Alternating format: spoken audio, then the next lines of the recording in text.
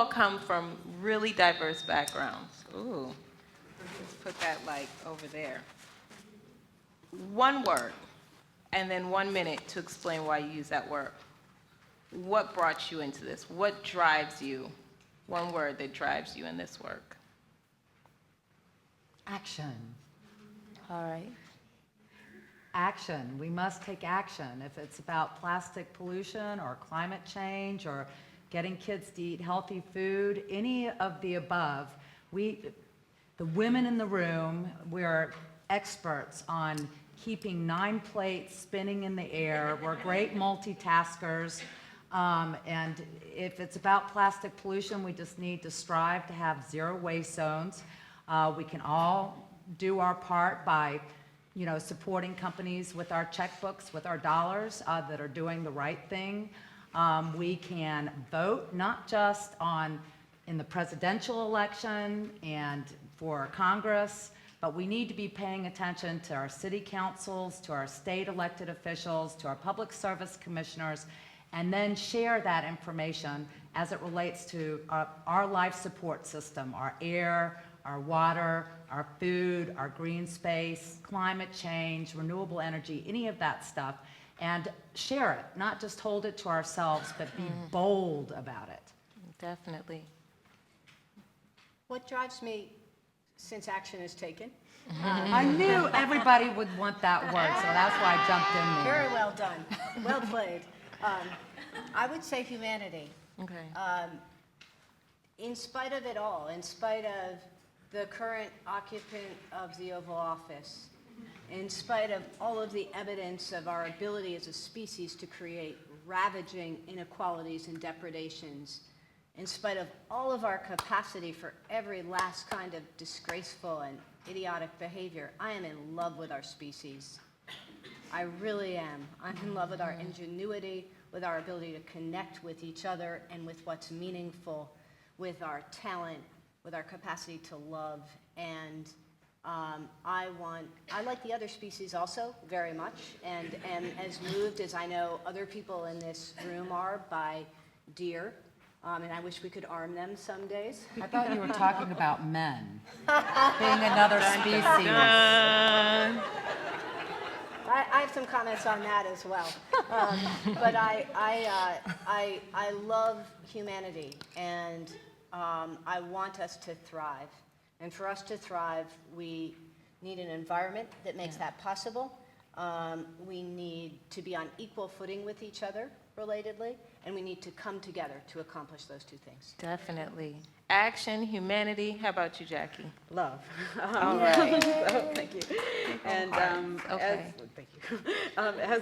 As was stated in the last slide, is that the work that we do around justice is what we consider to be love in action. And so the work is driven by everything from the image of the family, the Navajo family in the western region, to the image of the turtle with the 6-pack wrapped around it. I mean, it's really about love that compels us to want to do this action, and also recognizing that justice is about the fact that we do have the bounty on Earth to be able to care for every creature, whether it's a person or turtle, or and that we just need to make the system so that we aren't having the excesses of a few take away from the necessities of the many. And so that's what drives the work that we do. Definitely.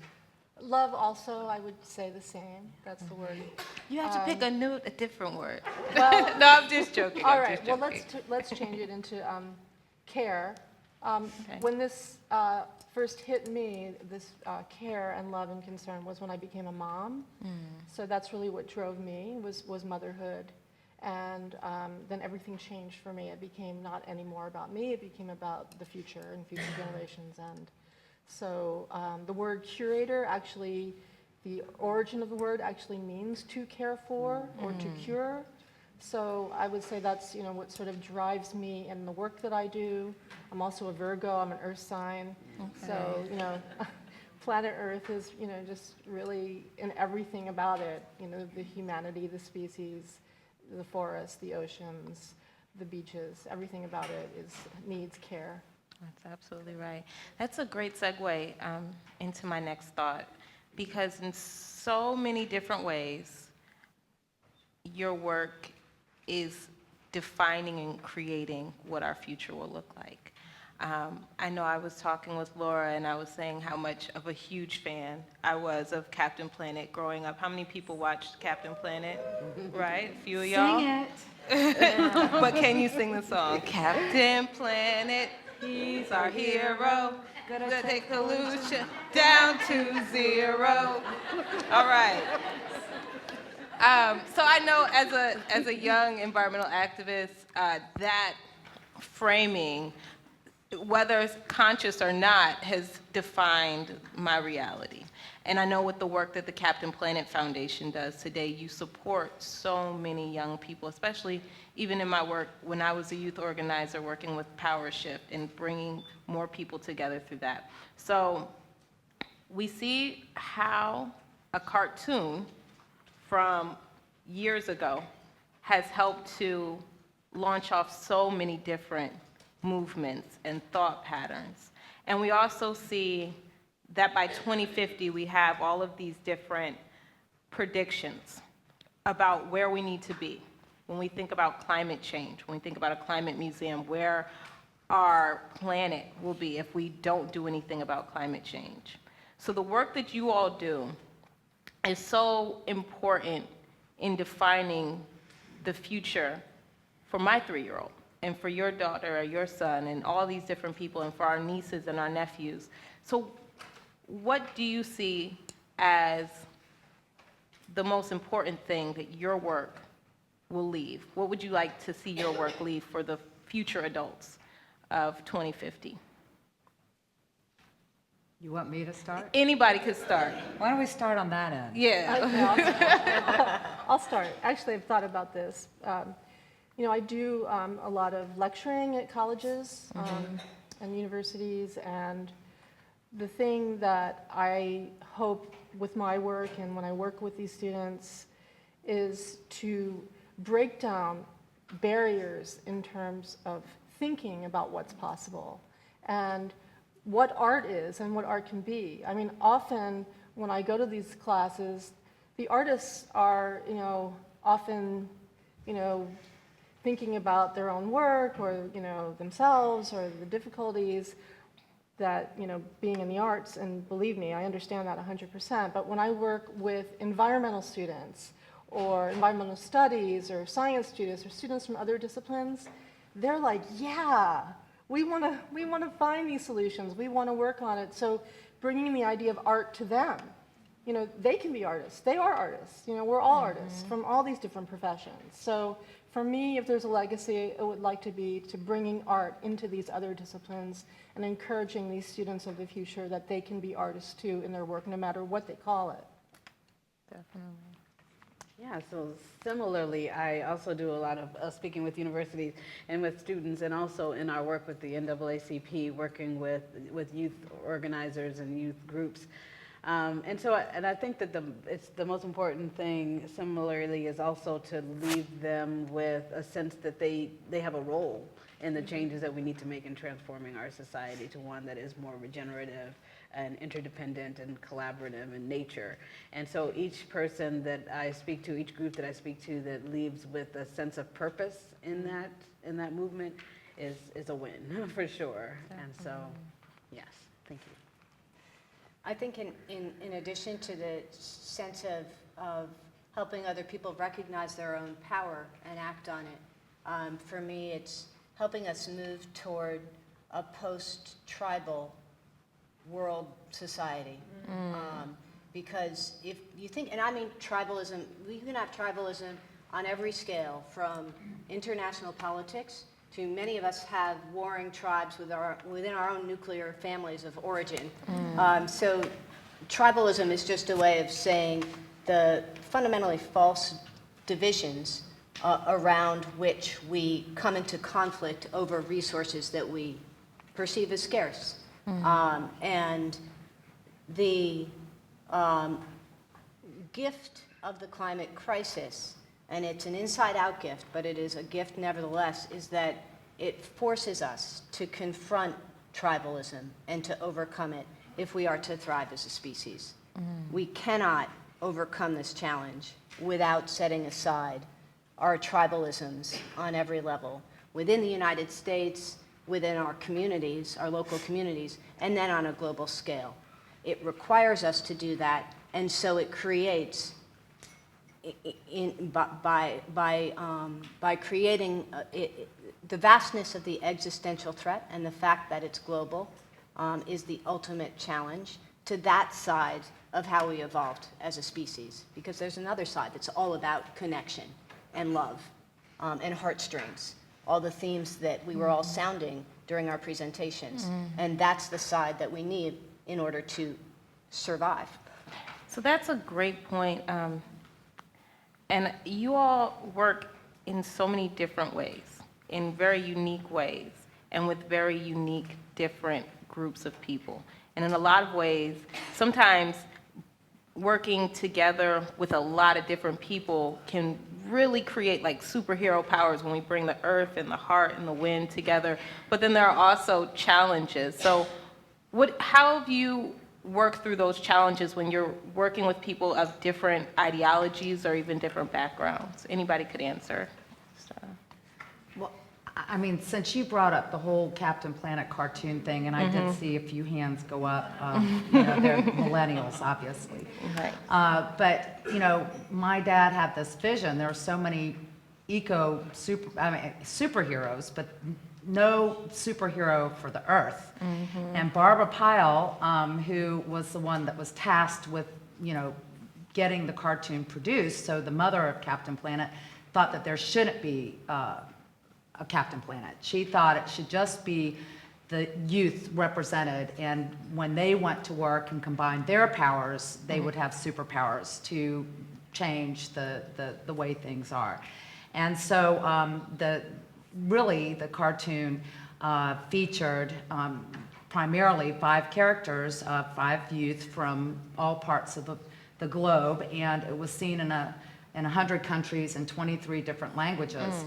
And it was the first time that youth in these parts of the world actually saw characters that represented their interests and looked like them. And that was part of its popularity, and the focus was on environment and social issues.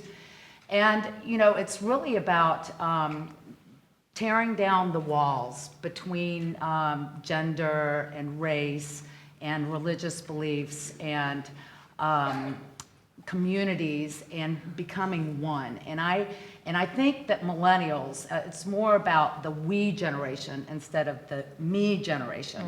And that's why, when I see young people like Justin Trudeau or the new French Prime Minister, come to power, it really sends a sign to young people that they can step up to the plate and they can make a difference. And they're so much smarter than we are, and especially the ways that they need to be innovative, collaborative, using technology, which is the one way that you can really build a campaign and a base and change the way.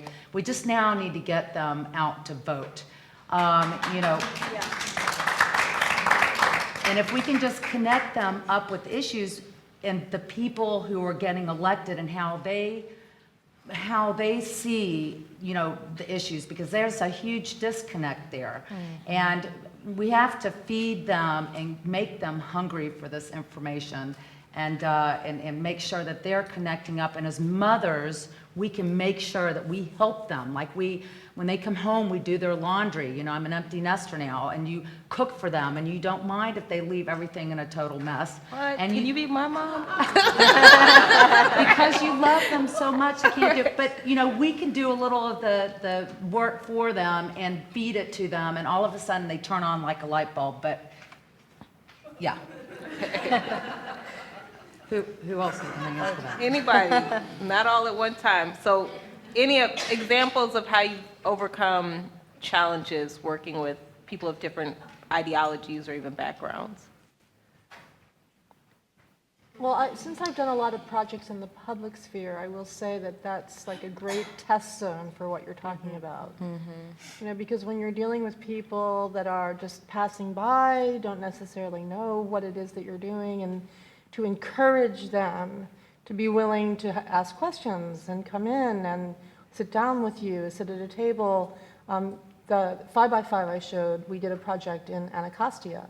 You know, here we are, a group of white artists at this place called The Ark, which was an incredible place, recreation center. And we did knitting and crocheting projects. We did gardening. We made coffee and had cookies. You know, we figured out ways to get people to sit down with us. And once those barriers were broken down, and it wasn't about, oh, I'm not an artist, or oh, I can't do that, then everything changes. You know, then it becomes conversation. And that's been a really great way for me to figure out how to get people into a conversation through art in the public sphere. Awesome. Anybody else want to take a stab at that? I think it's really situationally specific, and the key thing that you're both pointing to, and Jackie, that I would imagine you might say too, although you might disagree, is entering into the conversation with the idea that there's some point of commonality that you can find and build out from. And that means you have to recognize differences from the outset, and there has to be multi-directional respect.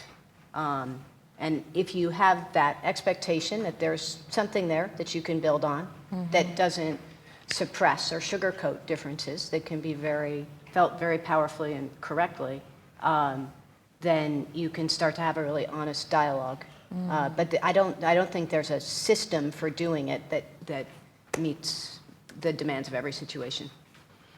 Yeah, I mean, I would echo and affirm that in terms of finding common values, and I would also say that as groups come together and decide they're going to work across differences, it would be good to have a commonly held set of principles of how that work is going to be done together, and that whenever there is a challenge, then it kind of comes back to what are our principles for working together, and how do we reaffirm those and reestablish those if there's breakdowns in that.